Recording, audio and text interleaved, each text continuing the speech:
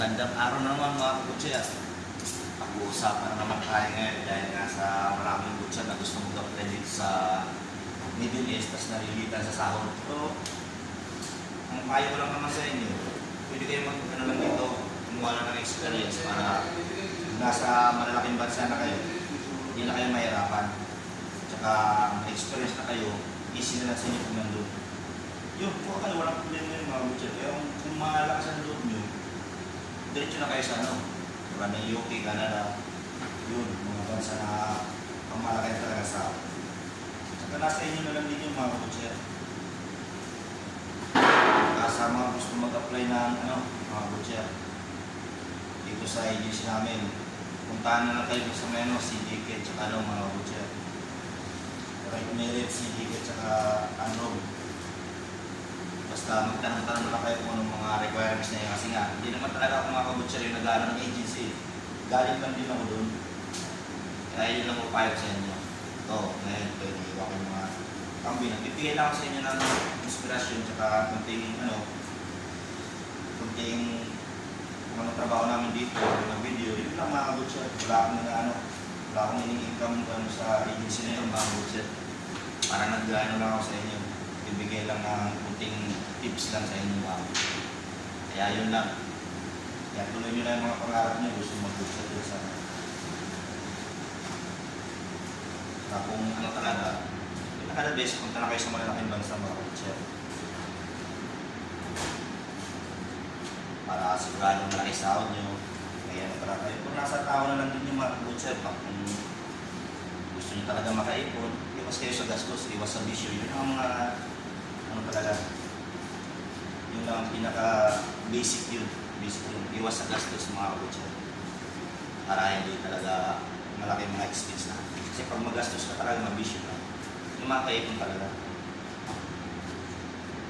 Pero kung nasa ibang bansa ka talaga, malaking ibang bansa, tulad ng Euro, pag madiskarte ka pa, pag makaipon mo talaga. Kahit sabihin mo malaking expense doon, kasi may mga tax, mahal yung mga bahay, yun. Parang iniiwa ko mga kambing ito mga butcher, bali apat yung kambing dito. Ito naman tupa ito mga butcher, itong pinakamalaki. Tupa ito, sariwa.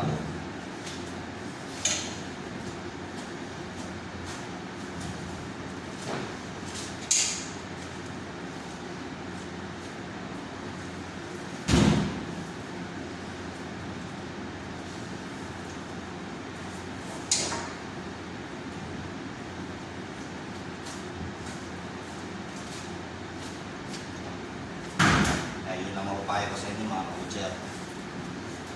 Gusto nyo makarating sa malaking bansa, yun. Nanapanap na kayo ng mga agency ng mga legit. Sa akin kasi pang Middle East lang yung agency ko mga kabutcher.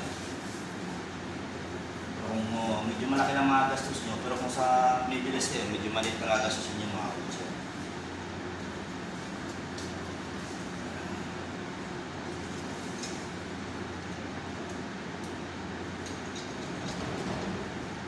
Pag dito kayo mag-umpisa sa maliit na bansa, Middle East, mga Asia, medyo maliit na mga gastos nyo para dun sa mga malaking bansa. Mas maliit rin yung mga gastos, medyo maliit lang din pa sa akin mga sahod nyo.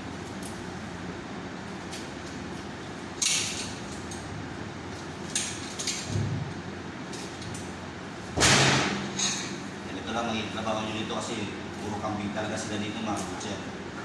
May baka rin, pero hindi masyadong malakas din sila sa baka, kambing baka, upang.